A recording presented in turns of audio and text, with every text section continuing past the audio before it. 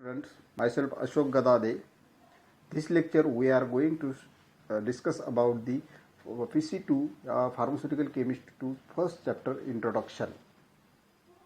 Students, if you may not subscribe my channel, please subscribe firstly this channel and like this video. Introduction chapter is very important for us because of in this chapter we will discuss about the basic things about the chemistry. Pharmaceutical chemistry. What is meant by pharmaceutical chemistry? Simple definition: science which deals with the study of chemistry of substance or drug which is used in medicine. Simple definition. He definition एकदम मराठीत तुम्हाला सांगतो आता की pharmaceutical chemistry म्हणजे काय, एक science आहे ज्याच्यामध्ये आपण केमिस्ट्री जे पाहतो, study of chemistry of substance. कोणते सबस्टन्स? जे ड्रग्स म्हणू शकतो आपण, जे मेडिसिनमध्ये वापरले जातात त्यांना इन्ग्रेडियंट्स म्हणतो. मेडिसिन औषध तयार करण्यासाठी जे सबस्टन्स किंवा ज्याला ड्रग्स म्हणतो, त्या ड्रग्स किंवा त्या सबस्टन्सची केमिस्ट्रीची स्टडी करणं याला म्हणतात. ही जी सायन्स आहे याला म्हणतात फार्मास्युटिकल केमिस्ट्री.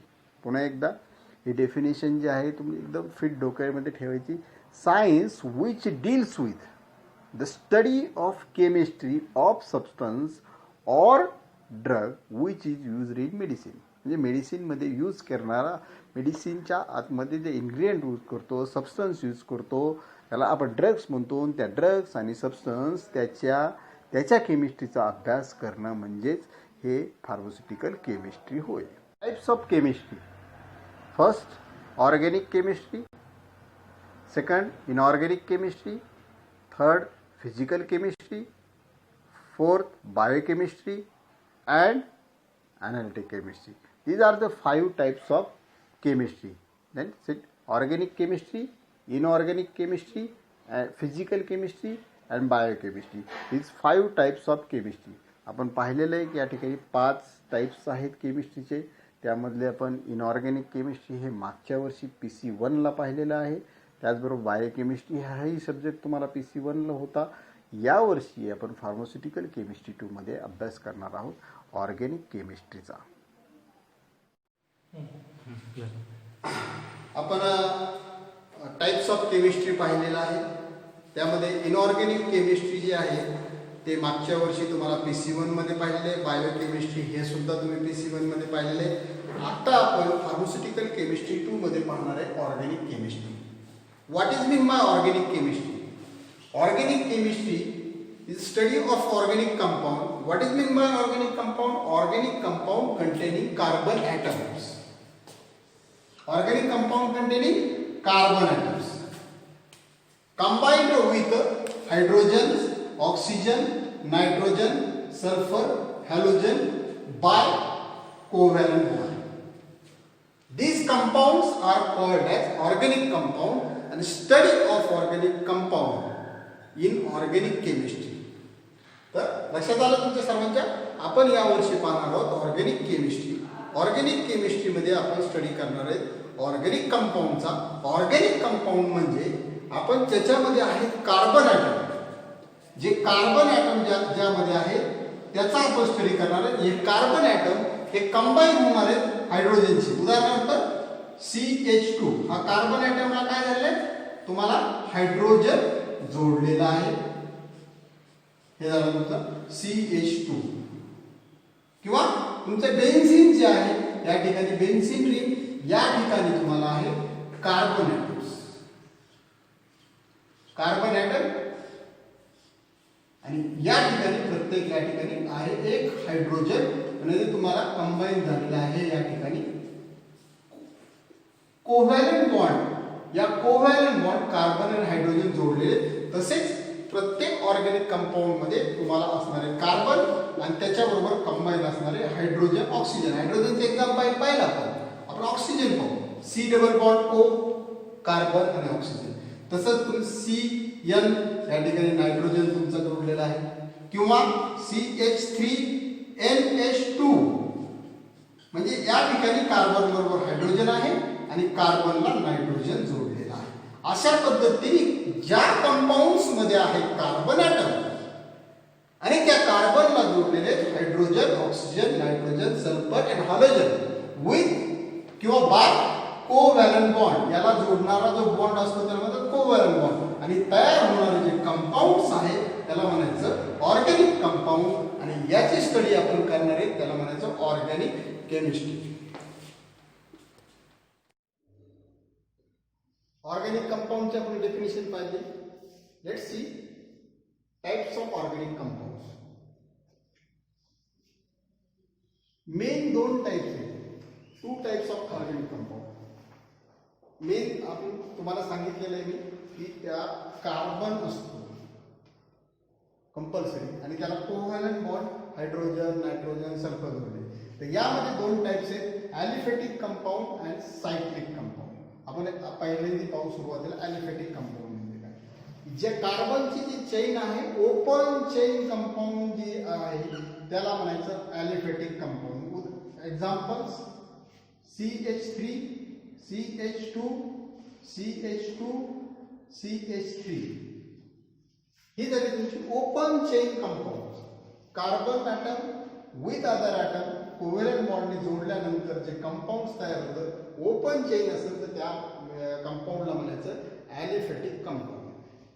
ॲलिफॅटिक कंपाऊंड आणखीन त्याचे दोन टाइप्स आहेत, saturated compounds and unsaturated compounds. What is meant by saturated compound? Saturated compound चे एक्झाम्पल आहे अल्केन. अल्केन म्हणजे CH3, CH3. काय आहे हे तुम्हाला पुढे मी शिकवणारच आहे, परंतु यामध्ये तुम्हाला दाखवतो. CH हे एक्झाम्पल आहे तुमचं इथेन. अल्केन मध्ये तुमच्या येत आहे CH3, CH2, CH3 म्हणजे प्रोपेन. इथेन, प्रोपेन, ब्युटेन हे सर्व ज्या ठिकाणी तुमच्या दोन कार्बन बॉन्ड मध्ये सिंगल बॉन्ड असेल तर तुमचं ANE इथेन म्हणजे अल्केन मध्ये इथेन, प्रोपेन, ब्युटेन हे येतात. हे एक्झाम्पल आहे तुमचं सॅच्युरेटेड. आणि ज्या ठिकाणी कार्बन बॉन्ड्स दोन कार्बन मध्ये जर एकच बॉन्ड असेल तो झाला सॅच्युरेटेड कंपाऊंड म्हणजे अल्केन. पण जर कार्बन मध्ये एक पेक्षा जास्त बॉन्ड म्हणजे दोन किंवा तीन बॉन्ड्स, दोन बॉन्ड्स असतील तर त्याला म्हणतात अल्किन्स. या ठिकाणी मी दिलेले अल्किन्स. आणि तीन बॉन्ड जर असतील तर त्याला म्हणतात अल्काइन्स. हे अल्काइन्स आणि अल्किन्स हे दोन झाले अनसॅच्युरेटेड कंपाऊंड्स आणि अल्केन झाला तुमचा सॅच्युरेटेड कंपाऊंड. हे सगळ्यांच्या लक्षात आलं. म्हणजे ज्या ठिकाणी ओपन चेन्स आहेत त्याला म्हणायचं ॲलिफॅटिक कंपाऊंड्स. ओपन चेन्स मध्ये दोन प्रकार आहेत, ज्यामध्ये दोन कार्बनच्या मध्ये सिंगल बॉन्ड असेल तो सॅच्युरेटेड कंपाऊंड म्हणजे अल्केन. आणि एक पेक्षा जास्त बॉन्ड असेल दोन कार्बनच्या मध्ये म्हणजे दोन बॉन्ड्स किंवा तीन बॉन्ड्स असतील तर त्याला म्हणायचं अनसॅच्युरेटेड. दोन बॉन्ड्सला अल्किन म्हणतो आपण आणि तीन बॉन्ड्स त्याला अल्काइन्स म्हणतो. हे तर सर्व डीप मध्ये आपण पुढे पाहणारच आहोत. दुसरा टाइप ऑर्गॅनिक कंपाऊंडचा दुसरा टाइप म्हणजे cyclic compound. Cycle for example कार्बनचे एक्झाम्पल आपण मगाशी पाहिलं होतं CH3, CH2, CH3. हे ओपन चेन कंपाऊंड आहे. कशाचे एक्झाम्पल आहे हे आहे प्रोपेन. या प्रोपेनचे जर सायक्लिक कंपाऊंड्स केलं म्हणजे या CH3 या ठिकाणी CH2 आणि हा CH3 या ठिकाणचा एक हायड्रोजन गेला 2 राहिला, या ठिकाणचा एक हायड्रोजन गेला 2 राहिला आणि जोडलं कंपाऊंड झालं सायक्लिक कंपाऊंड म्हणजे तीन सायकलचं, त्याला सायक्लोप्रोपेन्स म्हणतात. असे सायक्लिक कंपाऊंड्स कोणकोणते होतात? 3 मेंबर रिंग्स. आता मी या ठिकाणी कॉर्नरवर काढलेलं नाही म्हणजे त्या ठिकाणी कार्बन आहे. 4 मेंबर रिंग्स. 4 मेंबर रिंग तयार होते ब्युटेन्स पासून. 5 मेंबर रिंग्स हे तुमचे पेंटेन पासून आलेले. 6 मेंबर रिंग म्हणजे 6 कार्बन्स आहेत त्या ठिकाणी. 6 मेंबर हे सर्व तुमचे झाले सायक्लिक कंपाऊंड. याला मी जर ब्रॉड मध्ये काढलं बेन्झीन तर हे असं दिसतं CHC सी, इथं डबल बॉन्ड, इथं डबल बॉन्ड आणि हे डबल बॉन्ड, म्हणजे प्रत्येक कार्बनला एक आहे हायड्रोजन. हे एक्सप्लेन केलेले तुम्हाला. हे दोन्ही स्ट्रक्चर बेन्झीनचे आहेत. या ठिकाणी सायलेंट मध्ये कार्बन आहे दाखवलेलं नाही किंवा सायलेंट मध्ये हायड्रोजन आहे. हे जर एक्सप्लेन केलं तर या ठिकाणी प्रत्येक कॉर्नरला कार्बन आहे. ही कार्बनची सायक्लिक कंपाऊंड आहे. प्रत्येक कॉर्नरला कार्बन आहे आणि प्रत्येक कार्बनला एक हायड्रोजन आहे आणि मध्ये दोन, त्याच्यामध्ये एकाकडे एक डबल बॉन्ड आहे. हे बेन्झीन. हे झालं सायक्लिक कंपाऊंड. सायक्लिक कंपाऊंड मध्ये दोन प्रकार आहेत.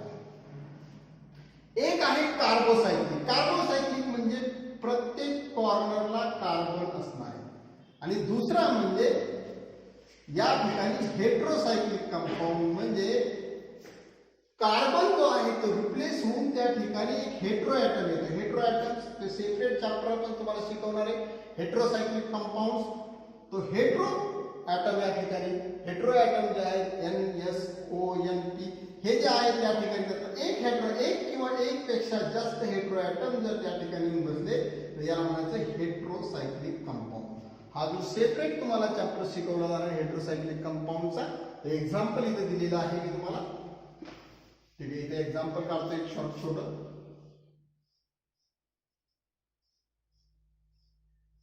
हे 5 मेंबर रिंग हेट्रोसायक्लिक कंपाऊंड. त्यानंतर कार्बोसायक्लिक कंपाऊंड मी तुम्हाला इथे काढलं होतं, म्हणजे ज्या ठिकाणी कार्बोसायक्लिक मध्ये कार्बन्स असणार आहे. त्यातलं त्यामध्ये दोन प्रकार आहेत. ॲरोमॅटिक म्हणजे तुम्हाला एक्झाम्पल आहे बेन्झीन. ज्या ठिकाणी तुमच्या कार्बन 6 कार्बन्स आहेत या ठिकाणी आणि मी हे आणि त्यामध्ये डबल बॉन्ड्स आहेत एकाने, आणि या ठिकाणी आहे हायड्रोजन्स. हे झालं बेन्झीनचं स्ट्रक्चर. हे दुसऱ्या पद्धतीने असं पण काढतात. या ठिकाणी डबल बॉन्ड्स आहेत. हे झालं ॲरोमॅटिक कंपाऊंड. जर या ठिकाणी एकही बॉन्ड नसेल, आता मी इथं कार्बन काढत बसत नाही, एकही बॉन्ड नसेल तर त्याला म्हणायचं सायक्लोहेक्झेन. एक्झाम्पल याचं सायक्लोहेक्झेन आहे. हे जर ब्रॉडली काढलं तर मी इथं काढून दाखवतो सायक्लोहेक्झेन कसं. कार्बन, इथं कार्बन, इथं कार्बन, या ठिकाणी कार्बन, या ठिकाणी कार्बन, या ठिकाणी कार्बन. हे झालं तुमचं. आता या ठिकाणी एकही बॉन्ड नाही, त्यामुळे कार्बनला हायड्रोजन किती असतील? 2. प्रत्येक कार्बनला या ठिकाणी कार्बनची व्हॅलेन्सी 4 आहे, त्यामुळे या ठिकाणी तुम्हाला कार्बनला हायड्रोजन किती असतील? 2. हे झालं सायक्लोहेक्झेन, जे मी काढलेलं सायक्लोहेक्झेन आहे. त्याचे या ठिकाणी मी सायलेंट कार्बन जे होते ते दाखवलेले सायक्लोहेक्झेन स्ट्रक्चर. या इथपर्यंत आपण क्लासिफिकेशन पाहिलेलं आहे. काय करा तुम्ही याचा स्क्रीनशॉट मारून घ्या घेतला. ठीक. Next point is hydrocarbons.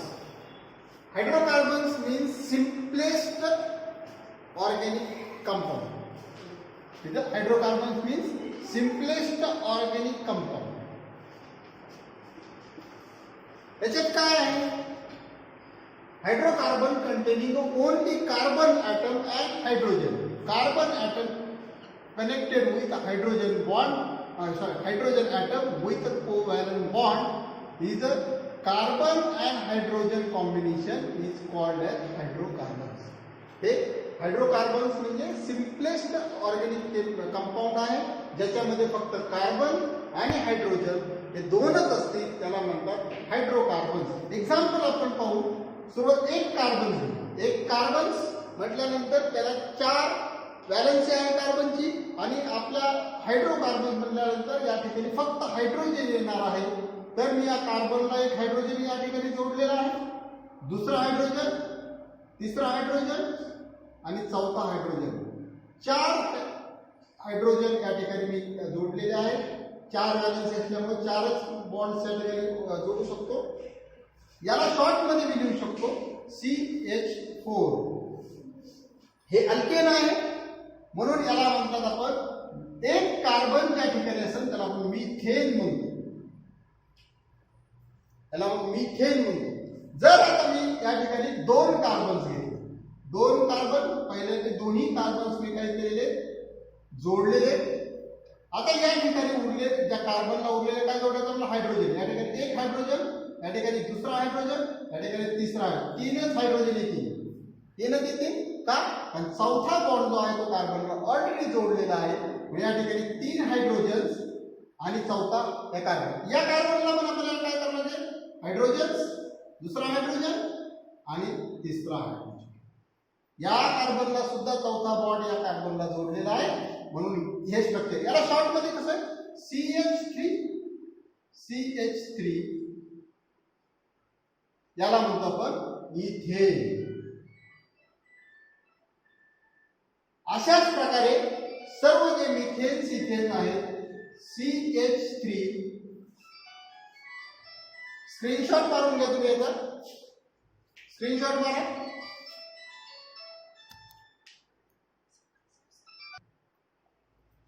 Next आपण पाहू दोन कार्बन्स पाहिजे. आपण 3 कार्बन्स पाहू. या ठिकाणी 1 2 3 कार्बन्स. सेम या कार्बनला हायड्रोजन, या ठिकाणी 2 आणि या ठिकाणी 3. चौथा कार्बनला आहे. या कार्बनला या ठिकाणी हायड्रोजन, या ठिकाणी 2च हायड्रोजन येतील. का?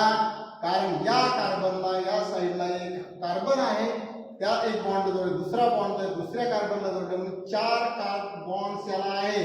म्हणून या ठिकाणी 2च हायड्रोजन, या कार्बनला परत 3 हायड्रोजन. आणि याला शॉर्ट मध्ये लिहितो आपण CH3. हे CH3 मध्ये काय आहे? CH2, नंतर काय आहे? CH3. आणि याला म्हणतात प्रोपेन. अशा पद्धतीने हे हायड्रोजन्स आहेत. आता मी सर्व एक्सप्लेन करतो, तुमच्या लक्षात आलं असेल मध्ये CH2 कसा येतो तो. आता प्रत्येक एक्सप्लेन करायची गरज नाहीये, तुम्ही हुशार आहात, सेकंड इयरला आलेले आहेत तुम्ही. CH3 CH2 CH2 आणि CH3 याला म्हणतात ब्युटेन. CH2